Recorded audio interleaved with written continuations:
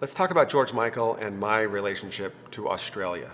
I didn't travel much as a kid, so going anywhere was a big deal to me. And George took me to Australia in 1988 during the Faith Tour, and it was my first trip outside the country, and it was my first trip to Australia. And I still go to Australia this day. It's my favorite country by far.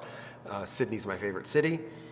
So in 1988, I went down there to meet them. I actually had to fly alone all the way down and meet the tour because they were coming from Tokyo, I think, back then. I met them there, stayed at the Intercontinental Hotel in Sydney.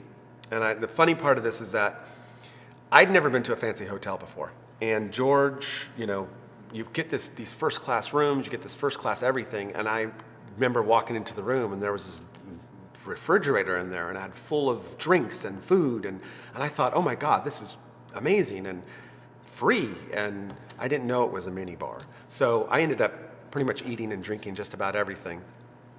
And then I met with the band later that night, and I was telling them that I kind of thanked George for the free food, and George looked at me and was like, "What are you talking about?" And I said, "Well, the refrigerator with all the food and snacks and drinks." And he said to me, "Chris, that's a mini bar, and you pay for all that stuff, and it comes out of your per diem."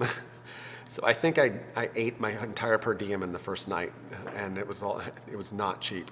I always thank George for exposing me to Australia and taking me there for my first time. A lot of great memories, a lot of fun. Not only professionally, but personally, I grew up a lot during that time in Australia. A lot of fun.